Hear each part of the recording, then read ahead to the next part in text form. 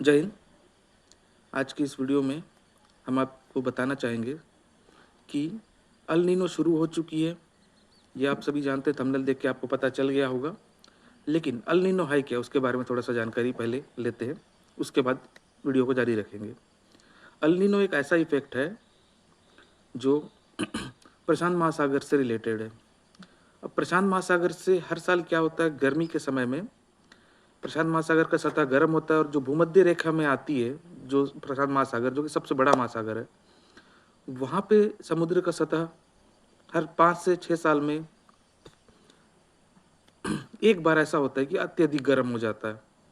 तो उससे क्या होता है, जो ट्रेंड विंड्स है जो पूर्व से पश्चिम की ओर आती है, मतलब अमेरिका से एशिया की ओर आगे बढ़ती है, उसमें कुछ बदलाव होते हैं।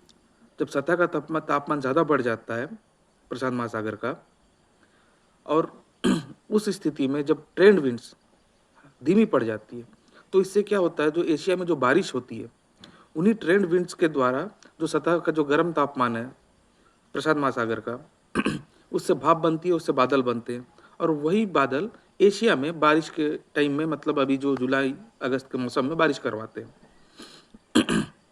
लेकिन हर 4 से 5 साल में ट्रेंड विंड जो है वो धीमी पड़ जाती है। तो उससे क्या होता है कि जितना बादल पहुंचना चाहिए था एशिया में, उतने वहाँ नहीं पहुंच पाते। यानी कि कुछ जगह में थोड़ा सा बादल ज़्यादा होगा, कुछ जगह में कम होगा, अनइवन रूप से पहुंचते हैं। सही मतलब एक साथ सारे बादल नहीं पहुंच पाते, कम बारिश होती है। और वहीं तापमान तो सतह का बढ़ चुका है प्रशांत महासागर का, तो कहीं ना कहीं तो बारिश होगी। तो ट्रेंड विंड स्लो हो जाने की वजह से वही बारिश आपके अमेरिका में हो जाती है। तो आप सीधी तरह से, मतलब सामान्य भाषा में यह समझिए कि अल नीनो की वजह से हर जगह जहाँ सामान्य बारिश होना चाहिए या सामान्य सूखा पड़ना चाहिए, या फिर जो सामान्य स्थिति है वो सामान्य से न रहकर कहीं ज़्यादा बारिश होती है और कहीं कम पड़ती है, या फिर कहीं सूखा पड़ जाता है। मतलब प्रकृति का जो बैलेंस है वो बिगड़ जाता है। तो इस साल 2026 और 27 में अनुमान है कि सुपर अल नीनो की स्थिति देखी जा सकती है, और हमारे पूरे भारतवर्ष में इसमें बारिश में अनियमितता होने वाली है। इससे किसान लोग भी जागरूक रहे। इससे पहले भी आईएमडी ने कई सारे रिपोर्ट्स बताए कि इस साल बारिश की संभावना 100% में से सिर्फ 90% ही होगी, अभी तक का यह अनुमान है। और अभी तो अगस्त का मौसम चल रहा है, 4 तारीख है, आगे देखते हैं और क्या स्थिति बन सकती है। अब सुपर अल नीनो जो है, जो इस साल जो है वो 2027 तक चलने के अनुमान है, और 2027 में हमारे भारत देश में गर्मी काफ़ी बढ़ेगी इस वजह से, क्योंकि इस साल भारत देश में इस अल नीनो की इफेक्ट की वजह से, अल नीनो अभी जस्ट शुरू हुआ है, अभी इसका प्रकोप आगे क्या होगा वो तो अभी देखने वाली बात है। अभी जस्ट शुरू हुआ है, तो अभी फिलहाल भारत में, हमारे छत्तीसगढ़ में खासकर, अभी तक तो ठीक ठाक बारिश हुई है। लेकिन ये मैप आप देखिए, इसमें आप देख सकते हैं कि इस वक्त, ये लाइव मैप है, इस वक्त कहाँ पे कितनी बारिश हो रही है। तो इससे आप अंदाज़ा लगा सकते हैं कि अल नीनो का इफेक्ट कैसा रहा है और क्या कर रहा है ये। और आगामी समय में ये और भी ज़्यादा इफेक्टिव हो सकता है, क्योंकि अभी बस शुरुआत है अल नीनो की। और इसका जान लेते हैं कारण ऐसा क्यों है, अल नीनो इफेक्ट क्यों होता है। ये बढ़ते जलवायु परिवर्तन की वजह से होता है। और सबसे भयावह बात यह है कि इस साल अल नीनो, जो सुपर अल नीनो जिसको कहा जा रहा है, वो समुद्र के तापमान 1.5 से लेकर 3 डिग्री तक बढ़ने का अनुमान है। तो इसका मतलब ये है कि समुद्र से, प्रशांत महासागर से भाप बहुत ज़्यादा बनेंगे, और कहीं ऐसा हो सकता है कि बहुत ज़्यादा बारिश हो, और कहीं ऐसा हो सकता है कहीं सूखा पड़ जाए, और कहीं वनों में आग भी लगती है, जैसे ऑस्ट्रेलिया के वनों में आग लगती है। तो ऐसी कई सारी परिस्थितियाँ निर्मित होने जा रही है।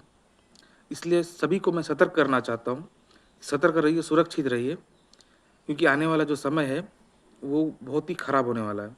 2027 का अनुमान बता रहा है, मैंने एक रिपोर्ट्स में देखा कि जनवरी 2027 में ठंड का मौसम रहता है, लेकिन जनवरी से ही अल नीनो की वजह से भारत में जनवरी के अंत से ही गर्मी पड़ना चालू हो जाएगा, और 2027 सारे रिकॉर्ड तोड़ने को तैयार है, एक रिपोर्ट के अनुसार, जिस रिपोर्ट को हमने ग्रोक से हासिल किया है। तो 2027 की गर्मी के लिए जो रबी की फसल है उसके लिए किसान सारे तैयार रहें, पानी की व्यवस्था कीजिए। और मैं सबसे अपील करता हूँ, जितने सिर्फ किसान भाइयों से नहीं, जितने ज़िम्मेदार नागरिक हैं और जितने ज़िम्मेदार लोग हैं इस समाज के, जो जो जनप्रतिनिधि हो गए, चाहे प्रशासन हो गया, अभी बारिश का टाइम है और भूजल का जो समस्या है वो इस साल गहराने वाला है, क्योंकि बारिश कम हो गई हमारे देश में। तो अनुरोध ये है सबसे हाथ जोड़कर कि सोख्ता बनाएँ। सोख्ता क्या होता है? मिट्टी में गड्ढा करके उसमें जो लेयर बाय लेयर कंकड़, मिट्टी और रेत का जो लेयर बनाते हैं, जिससे पानी जो ग्राउंड वाटर है वो रिकवर होता है। तो इसका कोशिश कीजिए, ये बहुत ज़रूरी होगा, क्योंकि आने वाले समय में जब भारत में बारिश कम होगी और ग्राउंड वाटर तो आप सब जानते हैं धीरे-धीरे सूख रहा है। तो इसके निवारण के लिए मैं सबसे मतलब जो ज़िम्मेदार नागरिक हैं, चाहे प्रशासन के अधिकारी हैं, चाहे जनप्रतिनिधि हैं, मैं सभी से आग्रह करता हूँ कि इस प्रकार की व्यवस्था अगर करेंगे तो आने वाले समय में आने वाली पीढ़ी के लिए पानी की जो व्यवस्था है, भूजल जिसको हम रोज़ पीते हैं उसकी व्यवस्था दुरुस्त हो जाएगी। क्योंकि इस साल बारिश कम होने वाली है और सूखा गर्मी जो सीज़न है अगले साल, वो जनवरी के अंतिम से ही स्टार्ट हो जाएगा। तो बेहतर बहुत ज़्यादा मतलब गर्मी पड़ने की आशंका है और उस समय ग्राउंड वाटर अगर सूख जाएगा तो कई जगहों के लिए ये हाहाकार मच जाएगा और जो सिचुएशन है वो कंट्रोल से बाहर हो जाएगा। इन्हीं शब्दों के साथ आज का वीडियो समाप्त करते हैं। जय हिंद और सतर्क रहिए, सुरक्षित रहिए और आने वाले समय के लिए सजग रहिए। धन्यवाद।